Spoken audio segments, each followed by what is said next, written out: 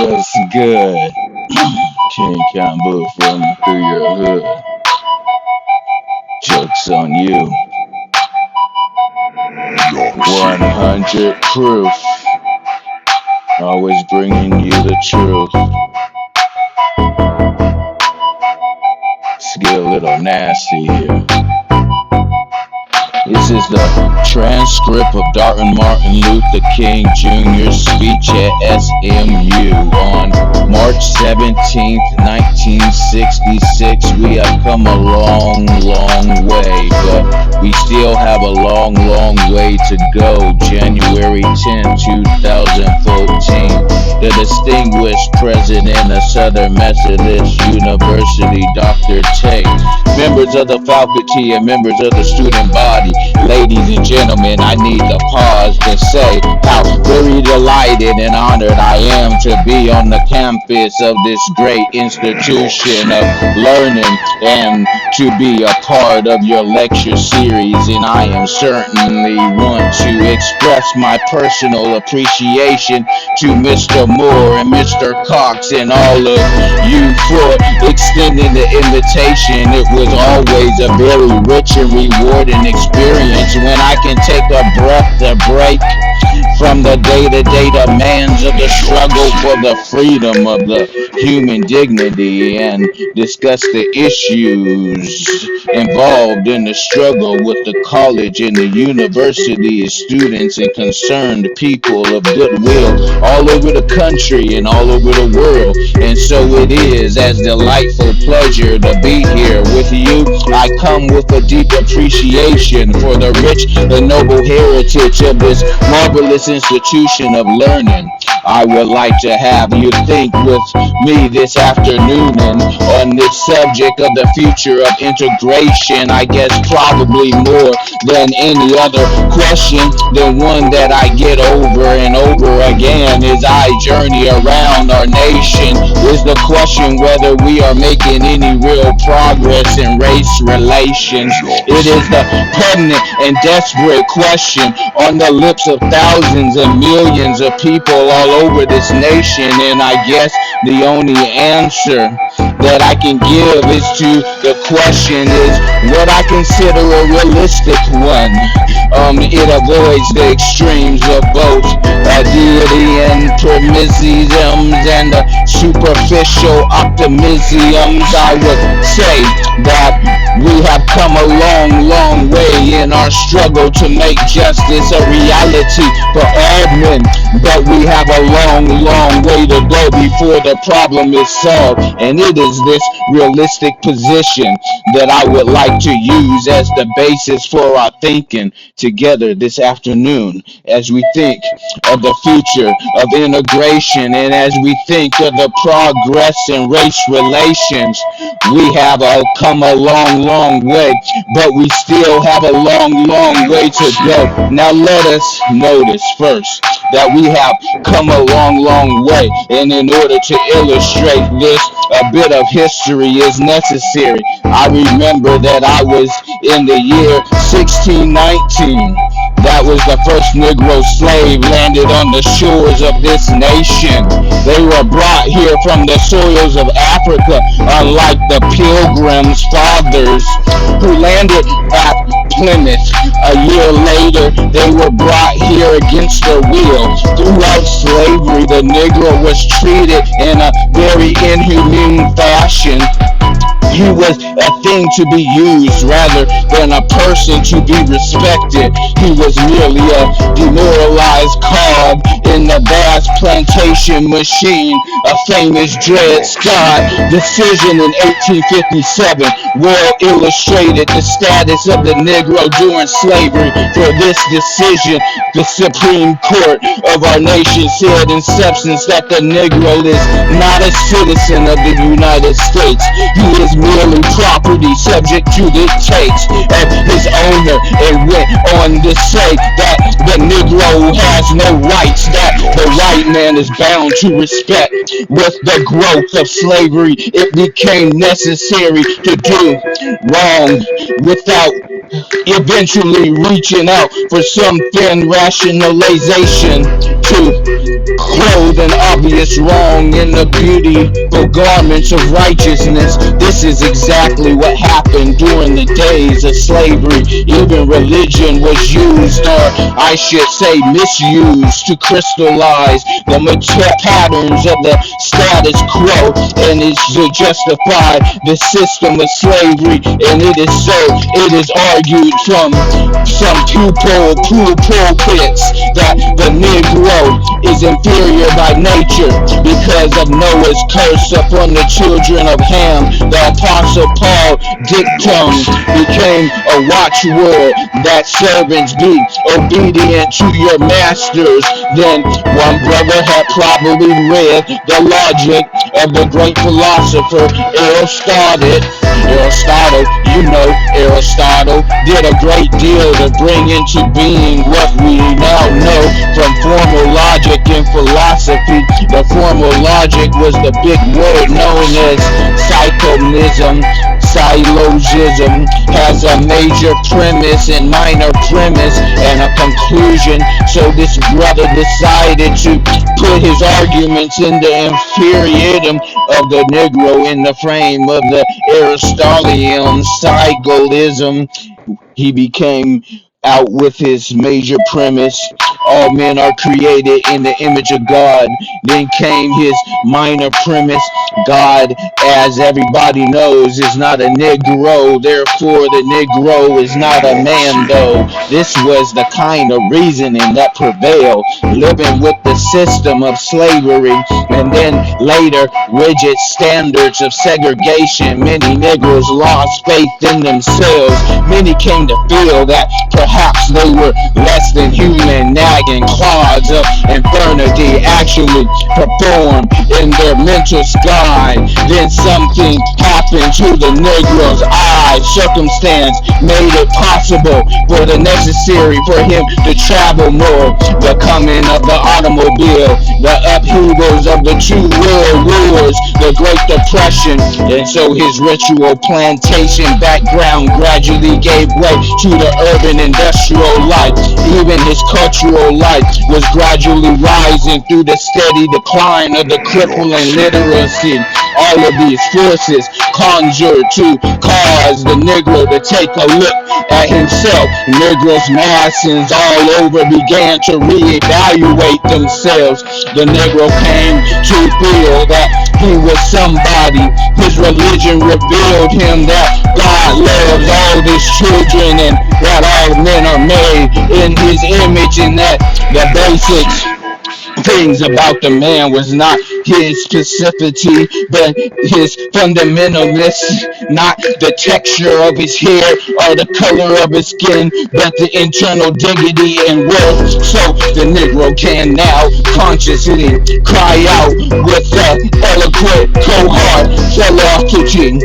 Looks at the black complexion, cannot forfeit nature's claims. Skin may differ, but affection dwells in black and white the same. Oh well, we are so tall as to reach from the pole to pole or grasp the ocean with a span. I must be measured by my soul, the mind of the standards of a man with the sense of the dignity, this sense of self-respect. A new Negro came into being with a new determination to struggle, to suffer, and to sacrifice in order to be free, and so on. The sense, the real sense, we have come a long way since 1619. The Negro has come a long way in reevaluating his own intricities and his worth.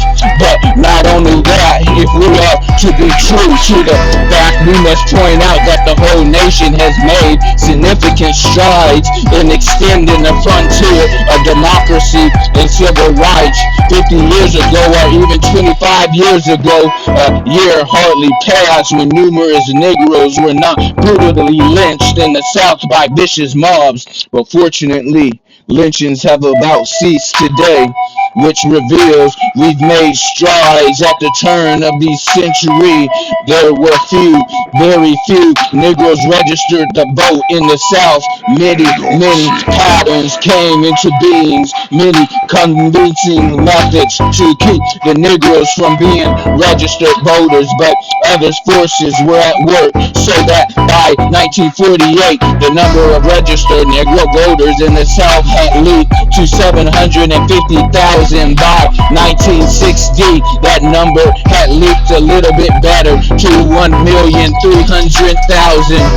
By 64, it had gone to 2 million more since that time before we gotten the voting rights bill enacted, and thousands of new Negroes voters are now registered as the results of the voting rights bills of the 1965. This reveals that we have made some strides in the economic area. We've seen some changes in the average employed Negro, and I am stressing employed because later I will talk about unemployed, but the average employed Negro earns 4 times more than the average Negro wage earned of 10 years ago.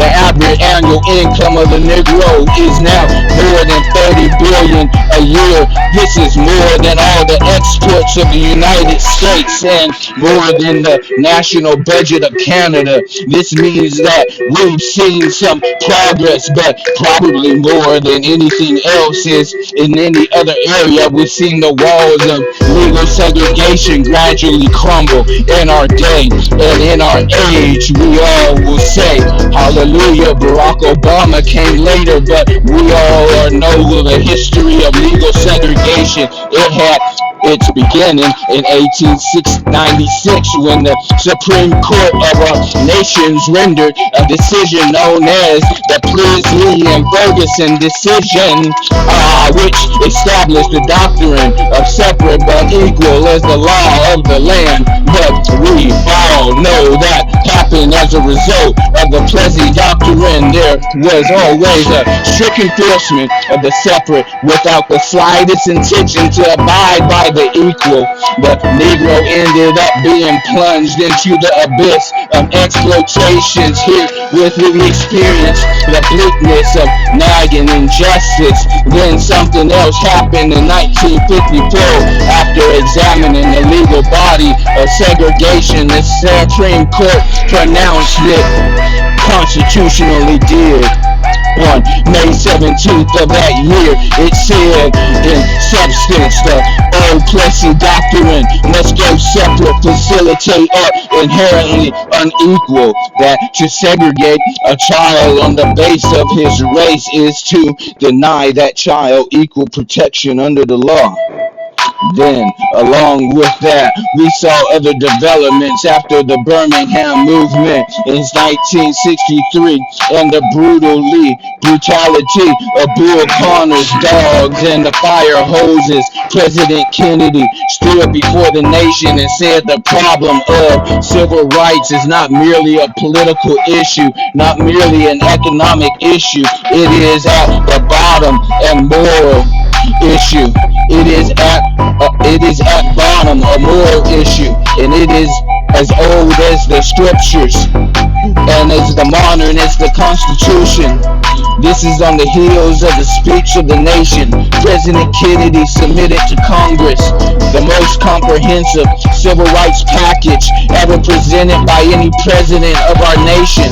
Congress debated the issue for several months. Finally, the bill was passed, signed by President Johnson on July 2nd, 1964. The Civil Rights Bill is now the law of the land, and I am happy to say, as a native Southerner, as one who loves the South and lives in the South, and that by large communities have compiled with this bill, particularly the public accommodation sections of it, and amazing good sense. There are still pockets of resistance, but fortunately, major communities have compiled this. Reveals to us that change is taking place. To put it figuratively in the biblical language, we've broken laws from Egypt of slavery, and we've moved through the wilderness minutes of legal segregation, and now we stand on the borderline of integration. And I am convinced the system of segregation is on the deathbed. Today is, and the only thing uncertain about is how costly the diehards and the extreme segregationists will make the funeral. We've come a long, long way since the 1896s.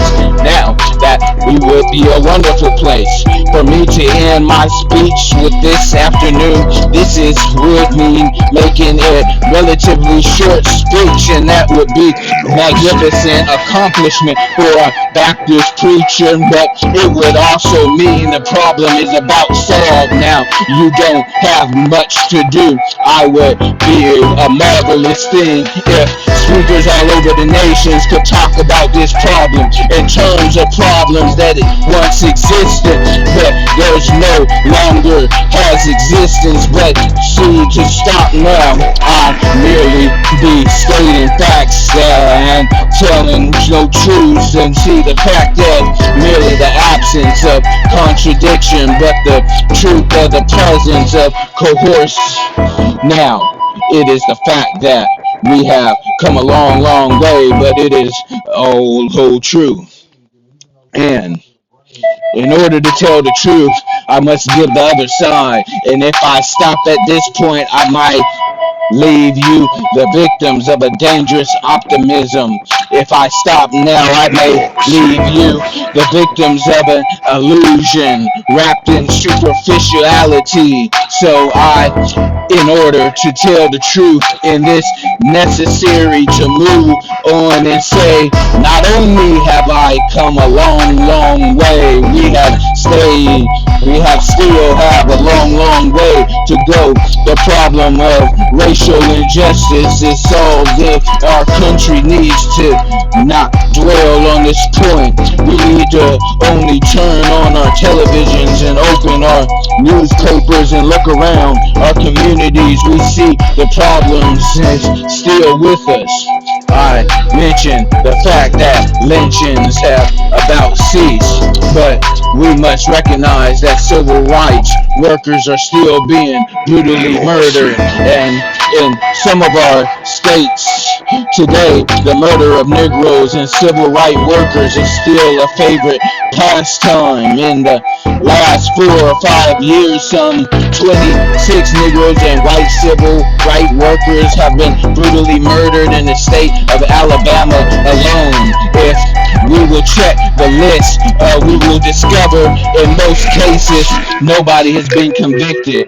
People are walking scot-free in the streets of our communities who have murdered persons who were simply seeking to gain their basic rights as citizens.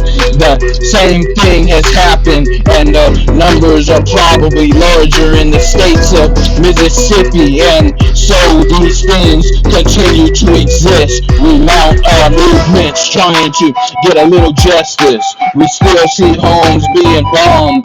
We still see churches being burned down. Over the last 18 months, from the 52 Negro churches have been burned in the state of Mississippi alone. It seems that have a slogan there now which doesn't say attention to church or your choice, but burn the church of your choice. Oh, how tragic this is. This reveals we still have a long, long way to go if this equal administration of justice is to be a reality. I mentioned the fact that we have made great strides in voter registration today.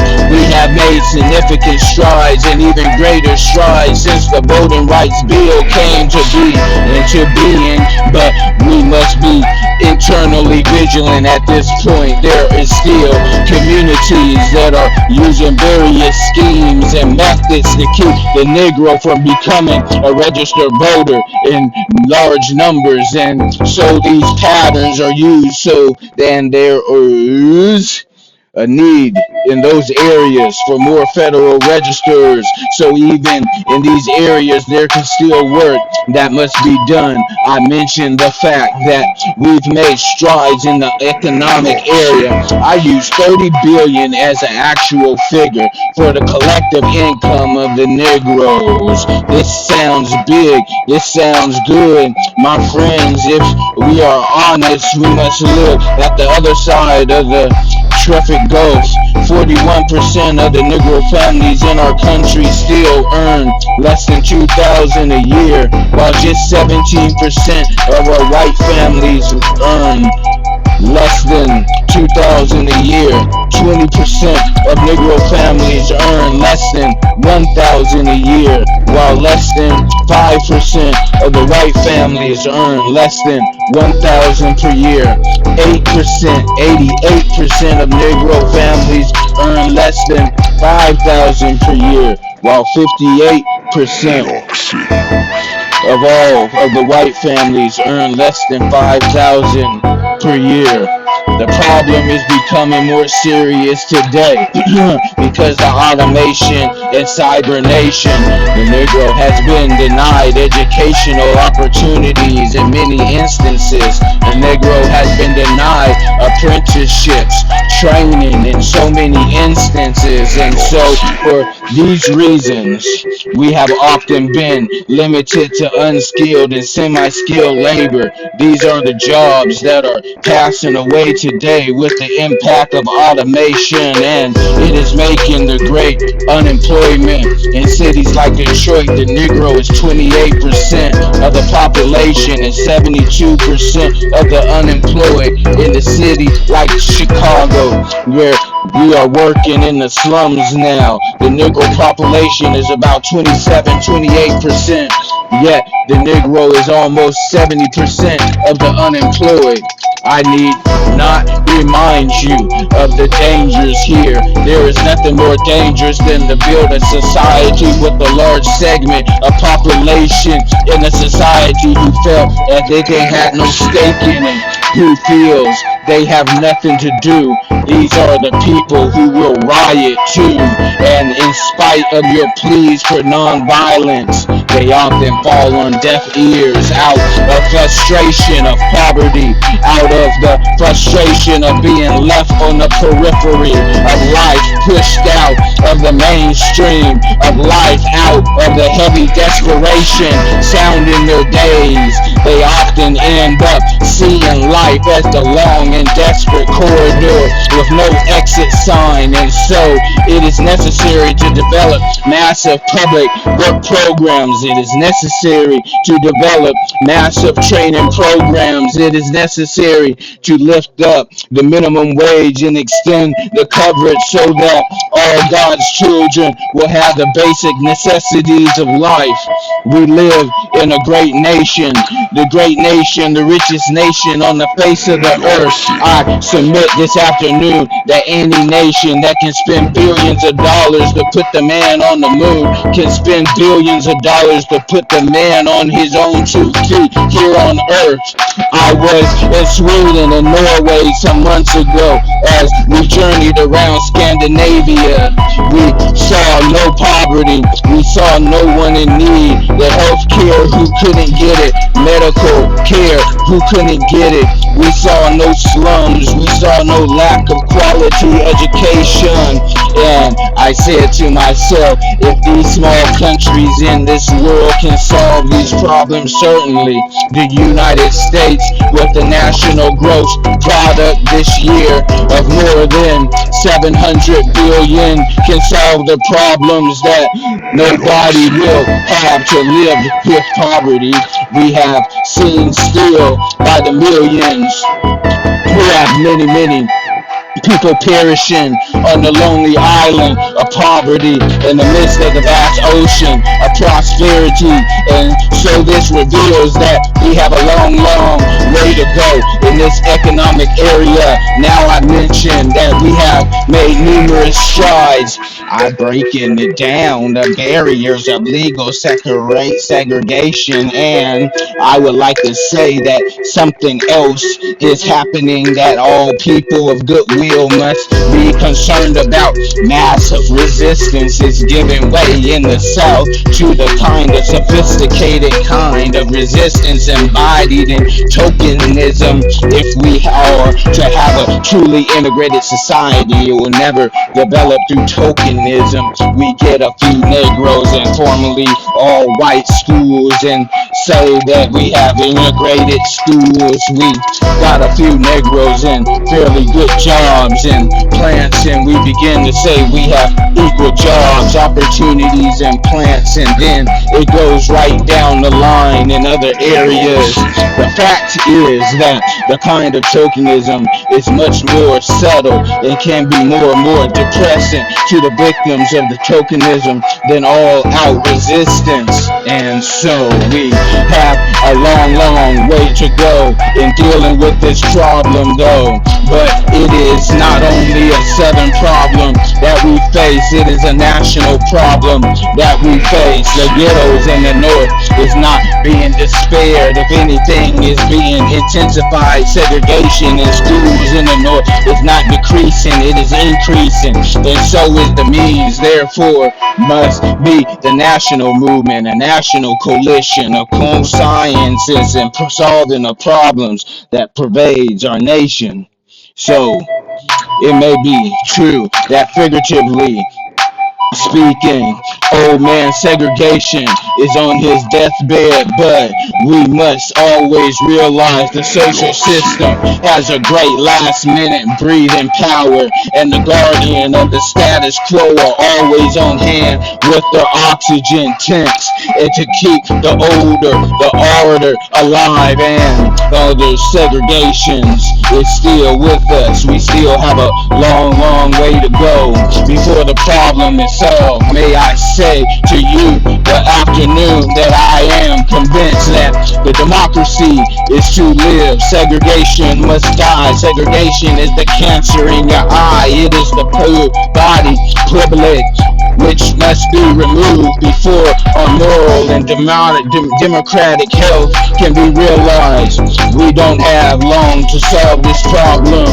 There is a bit of urgency about it. The shape of the world today no longer affords us the luxury of anemic democracy. This is a revolt all over the world against colonialism, imperialism, and racism. And all over the world, people are saying racism and colonialism must go. I talk the leaders in Asia, though, in Africa and South America, and even Europe, who said to me over and over again that if America does not solve the great problem of racial injustice, she can become a second-rate power in the world with no moral or political voice. And so the hour is late and the crux is destined is kicking out.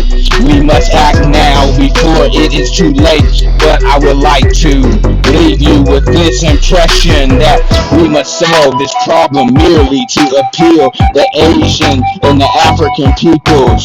But I would like to leave you with this impression that we must solve this problem merely to meet the communist challenge as an important, and that is, in the final analysis, racial injustice must be uprooted from the American society because it is morally wrong.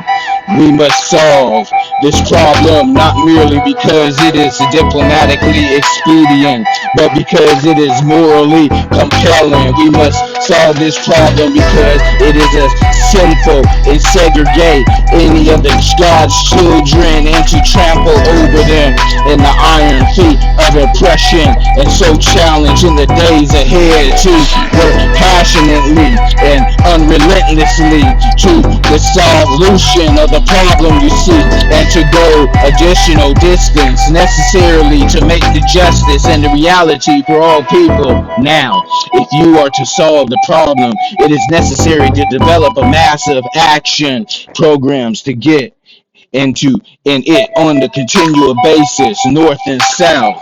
Not only to develop the kind of action program that will really solve the problem, we must get rid of all one or two myths that are constantly disseminated. One is that what I refer to as the myth of time. I'm sure you have heard of this. It is the strange notion that is something miraculous quality in a very flow of time that tends to heal all ills. I've heard it from those who said to the Negro and his allies in the white community, just be nice and patient, and in 100 or 200 years the problem will work itself out. They contended that only time can solve the problem. It is my contention that there is an answer to that myth, and that it is neutral. It can be used either constructively or destructively. And I am absolutely convinced that the forces of ill will in our nation, the extreme right in our nation, have often used time much more effectively than forced them to goodwill.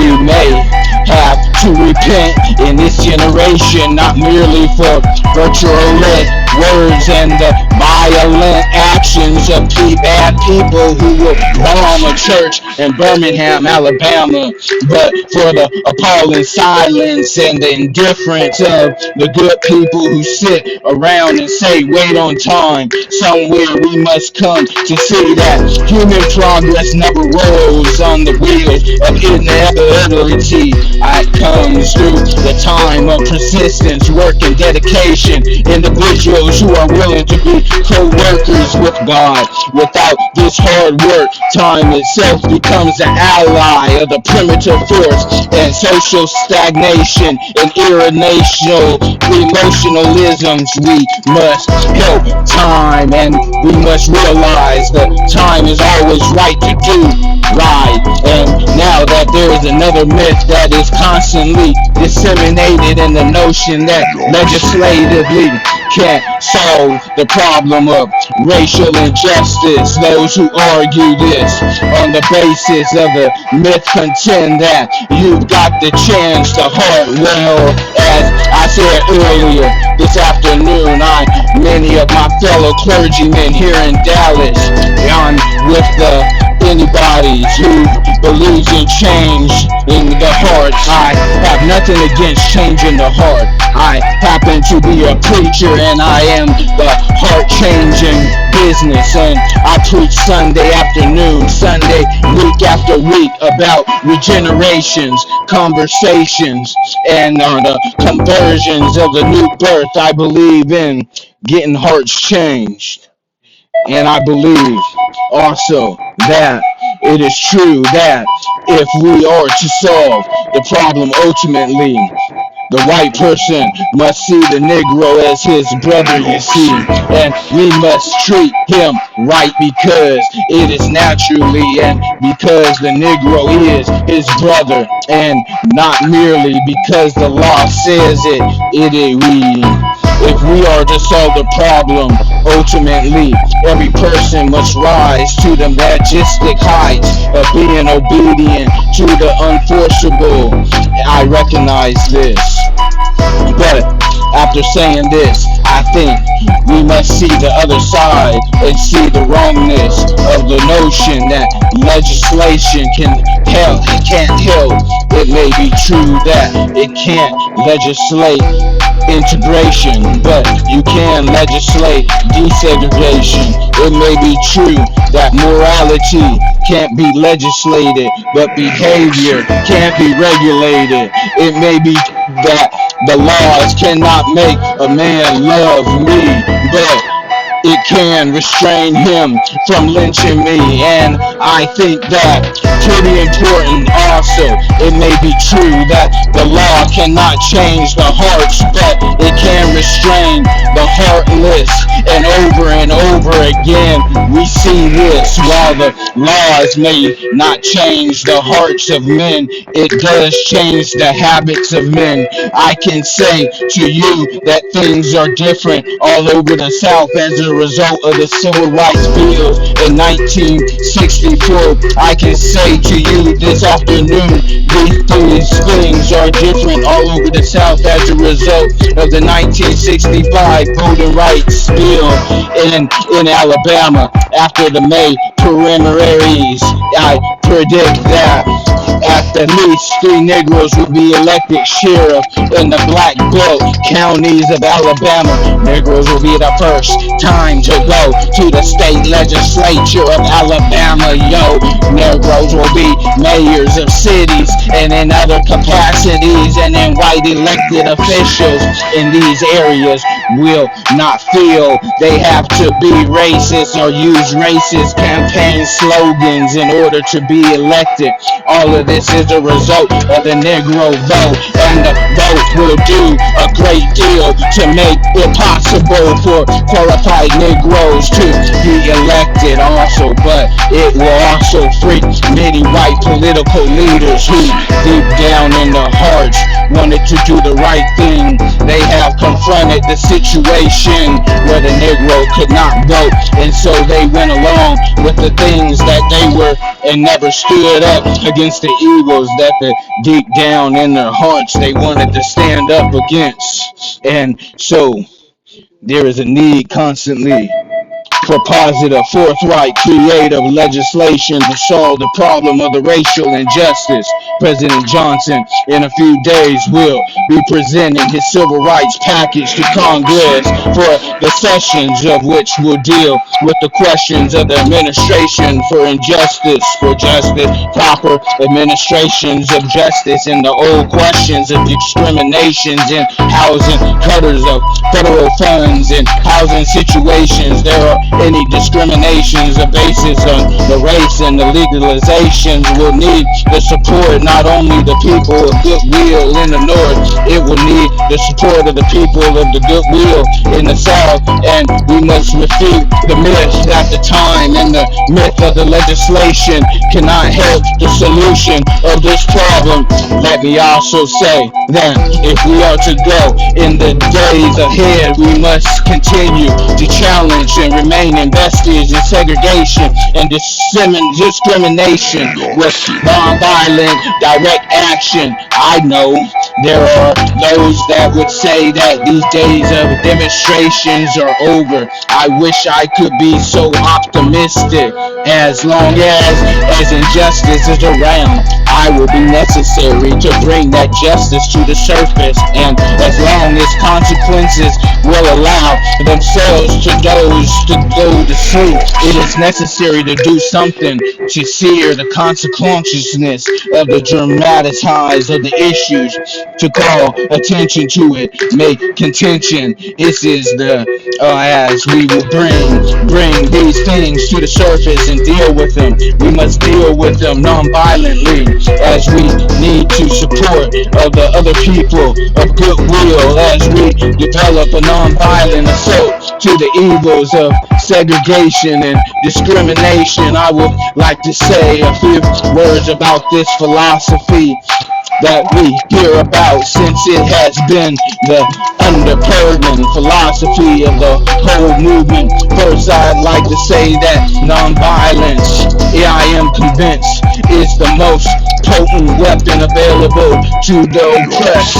People that struggle for freedom and humanity, dignity, and the way of disarming the opponent is exposed. His moral defenses, his weaknesses, moral at the same time. It works on his conscience, and he doesn't know what to do. And if he doesn't beat you, wonderful. And if he beats you, you develop quite courage in accepting blows without retaliating. If he doesn't put you in jail, wonderful. Nobody with any sense loves going to jail. But if he puts you in jail, you go to jail and transform it from a dungeon of shame into the heaven of freedom and human dignity. Even if he tries to kill you, you develop an inner conviction that there is some things are so precious, some things so internal, true, some things so right that they are worth dying for. And if a man has not discovered something that he would die for, he isn't fit to live. The nonviolent method says that there is power in the approach precisely because it has a way of disarming the opponent and exposing his moral defenses. Secondly, it is possible to work to secure moral ends through moral means. One of the great debates of history has been on the whole breaking and recording, I guess, with the many philosophical differences I have with communalism. One of the great is found. There is communalism said in the final analysis that any method is proper to be bring about the goals of the classes society, and there is non-violence will break the communism and other systems, which argues that there is justified the means for the recognize and the ends of pre-existence, and the means represents the ideas and the ends of the processes. And this is a long run of history. Destructive means cannot bring about constructive ends. And so, if one is working for just society, he should use just methods of bringing about that society. If one is working for the goal of integrating society, then he must seek to work with integration as the fact that he moves towards that. This is why I've always insisted that our demonstrations and in our work isn't enough to have Negroes participating, but it is necessary to have white persons participating. This is why on my staff of the Southern Leadership Conference, I have a staff of 200 and some people, and 50 to 60 are white persons, because we are seeking to achieve by the very methods we use and the means and the very end we seek. And so nonviolent method says that it is possible to seek to secure moral ends through moral means. There's another thing about this method. When it is true, it is nature. It says that it is possible to live true to love the effort. In other words, to love effort stands at the center. Now, I want to understand me here as I speak about love. People ask me all the time, what in the world are you talking about? You certainly can't be telling us to love these people who are oppressing us, who are killing us, our children, and who are bombing our churches. And I always have to stop and try to explain what I mean when I talk about love in this context. I'm not talking about emotional bonds. I'm not talking about some sentimental or affectionate feeling. And I think it would be nonsense to urge oppressed people to love their violent oppressors in an affectionate sense. Fortunately, the Greek language comes to our aid in trying to describe the meaning of love in this context. There are three words in the Greeks for love. One is the word eros. Eros is a sort of aesthetic love. Plato used to talk about it a great deal in his dialogues. The yearning of the souls in the realm of the divine. This comes to be sort of romantic love, and in the sense we all know about eros, we have experienced it and read about it in all the beauties of literature. In a sense that Poe was talking about was Eros when he was talking about his beautiful Annabelle Lee with the love surrounded by the halo of eternity. And Shakespeare was talking about Eros when he said love is not love, which alters, which it alteration finds or bends with the remover to remove. Oh no, it is an ever fixed mark that looks on tempest and is never shaken. You know, I can remember that because I used to quote it to my wife when we were courting. That was Eros. And in the Greek language talks about philia, which is the kind of intimate affection between personal friends. This is the very beautiful love. This kind of love that you have for people you like. This is the kind of love you have for your roommate and those people that you get along with very well and that you go out with. This is philia. This is friendship. Philadelphia.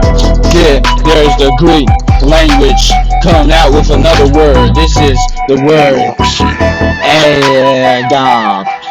Agape is more than romantic or aesthetic love. Agape is more than friendship. Agape is understanding, creative, redemptive, goodwill for all men. Theologians would say that this is overflowing love, that is the love of God operating in humans' heart when they rise to love at this level. He loves every man, not because he likes him, not because his ways repels him, but because God loves him and he rises to the level of loving the person who does the evil deed by hating the deed the person does. I think this is what Jesus meant when he said, love your neighbors or love your enemies. And I am so happy he didn't say, like your enemies. I must confess that there are some people that it is pretty difficult to like, but Jesus said love them, and love is greater than like. Love is understanding, creative goodwill for all men. When you stand up against evil systems and yet understand the perpetuator of that evil system. You may be at Selma, Alabama, and you may have the sheriff by the name of Jim Clark who calls you all kinds of names of inflicts upon you much tragically brutality, and you just keep on marching and standing up for what's right. But you, as you look at Mr. Clark, you know that is way because somebody taught him that. You know this is the way because this culture has so much patterned things. He grew up thinking he is superior to the Negroes and inferior.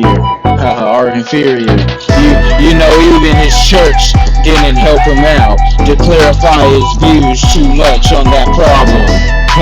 And so he ended up being taught something that he grew up believing. And so on, out of love, stand up because you want to redeem him.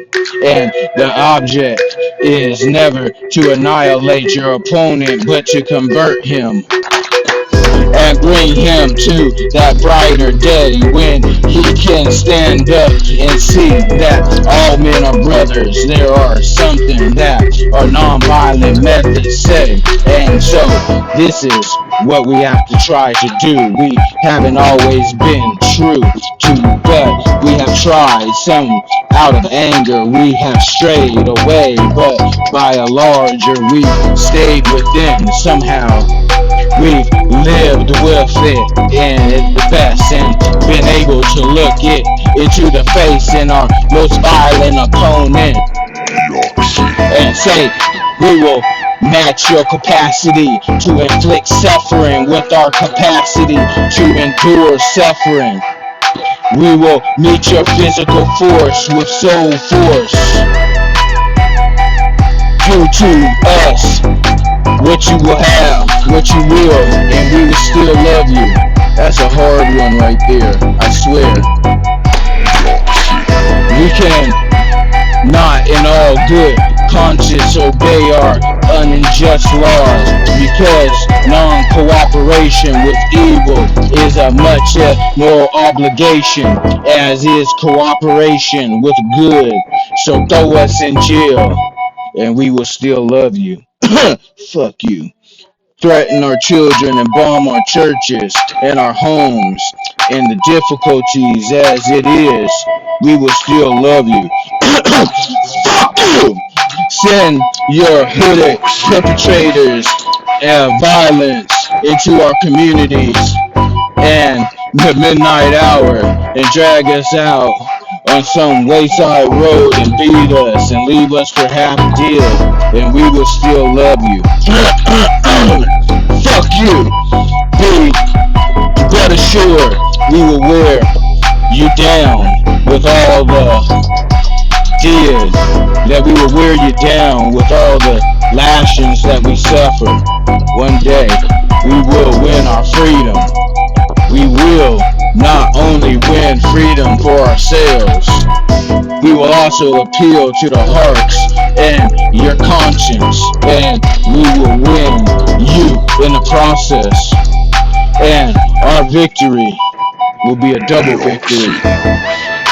This is what the nonviolent method says at its best.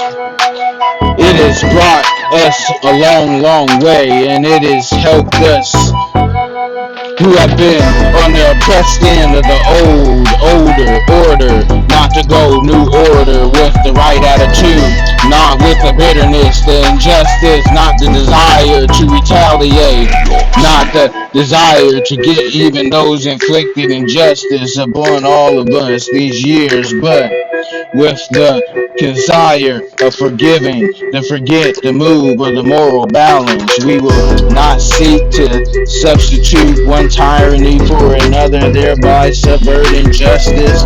We will not seek to rise from the position of disadvantage to the one of advantage. This is why I say that the doctrine of black supremacy is as dangerous as the doctrine of white supremacy. God is not interested merely in freedom of the black men and the brown and yellow men, but God is interested in the freedom of the whole human race and the creation of a society where all men will live together as brothers, we see, and every man will respect the dignity, the worth of the human personality, and so that the need to stand up and the need for all people of goodwill in this nation to be involved participate. For all too long we have had silent onlookers, but now we must be a more involved participants who solve the problem and get rid of the one who's wrong of our nation. There must be a kind of divine discontent, you know. There are certain technical words in every academical discipline which soon become stereotypes and cliches. Every academic discipline has a technical nomenclature. Modern psychology has a word that is probably used more than any other word in psychology. It is the word maladjusted. It is the ring of the cry of the modern child psychology, and the certain we will all want to avoid the maladjusted life.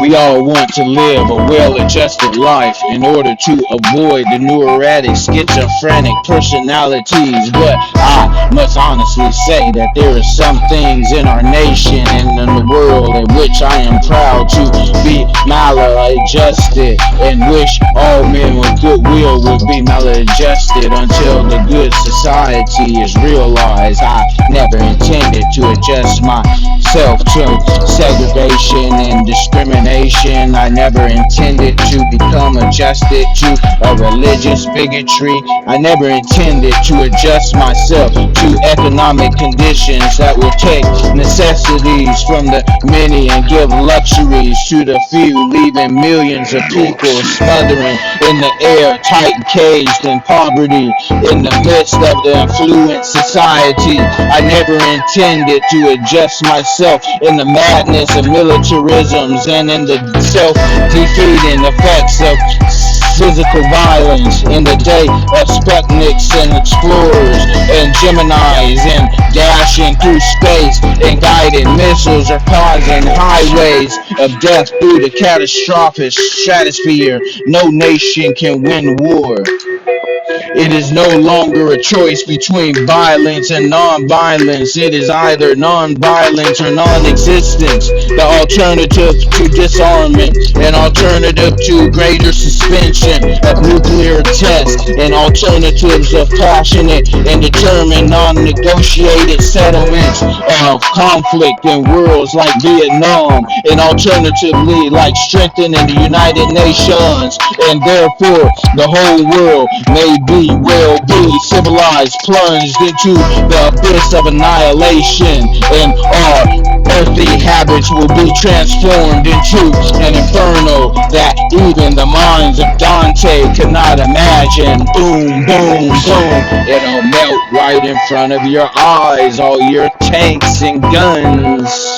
And so we need maladjusted men and women near these problems are concerned. It will be that our whole world is needed. The formation of a new organization, KING-KAMBUF, will the International Association for the Advancement of Creative Maladjusted Men and Women, who will be maladjusted as the prophet Amos. KING-KAMBUF, who is in the midst of the injustice of his day, cried the words of the echo across the centuries. Let justice roll down like waters and righteousness like mighty streams. Maladjusted as Abraham Lincoln, who had the vision to see that this nation could not survive half slave, half free, as maladjusted as the great Virginian Thomas Jefferson, who in the midst of the age of amazingly adjusted slavery could scratch words across the page, history, words lifted to cosmic proportions.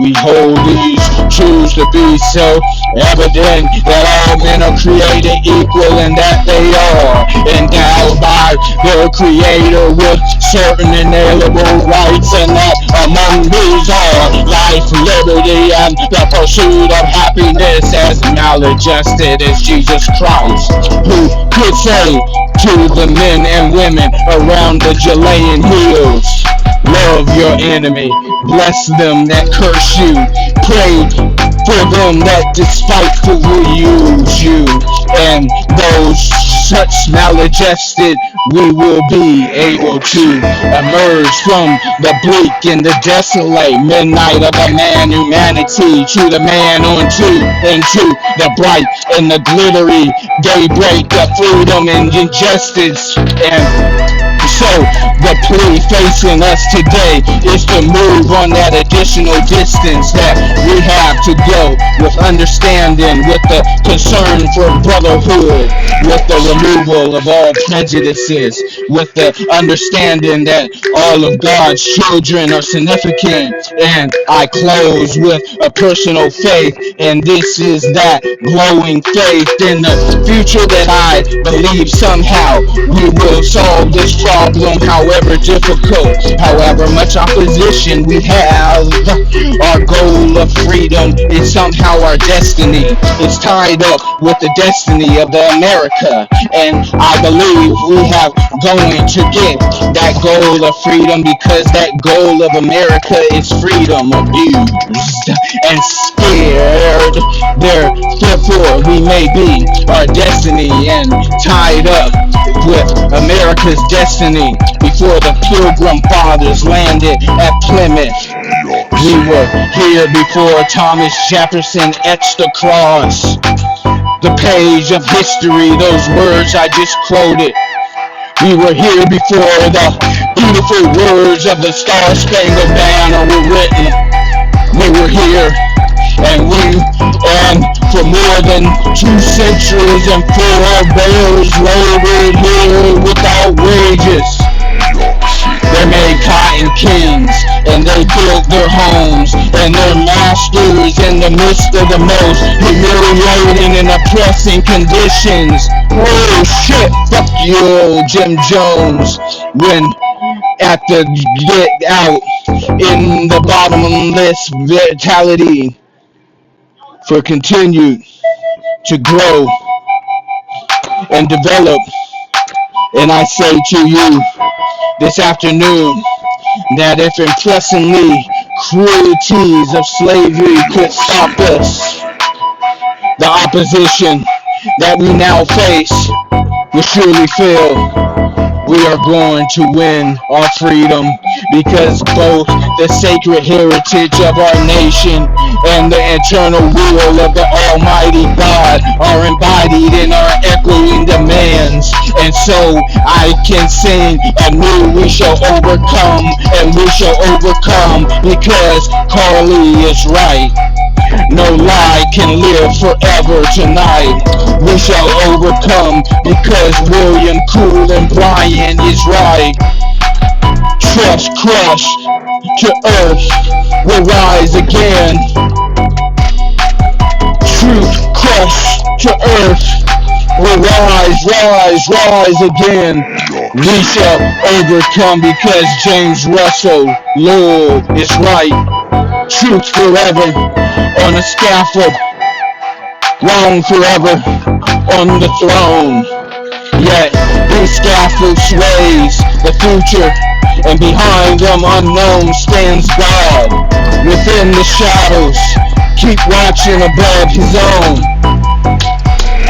With his faith, we will be able to hew out the mountains, the slabs, the stones of hope. With his faith, we will be able to transform the jangle and discourse of the nation into a beautiful home. Sensitive brotherhood. With his faith, he will be able to spend up that day when all God's children all over the nation, black men and white men, Protestants, Catholics, Jews, and Gentiles, will be able to join hands and sing in the words of the old KING-KAMBUF spiritual. Free at last, free at last, free at last, free at last, free at last, free at last, free at last, free at last, thank God. But we are free at last, we are free at last, we are free at last from these wicked ass motherfuckers. Right, oh shit.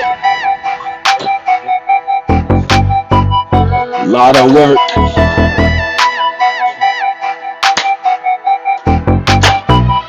Lot of work.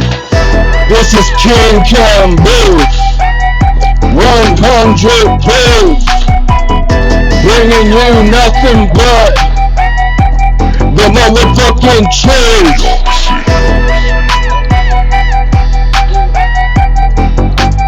God bless the nation of KING-KAMBUF.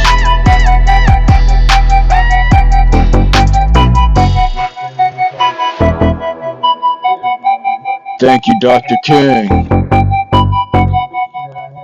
Archangel, Dr. Martin Luther King Jr., KING-KAMBUF, Archangel, Dr. Martin Luther King Jr. We pay homage.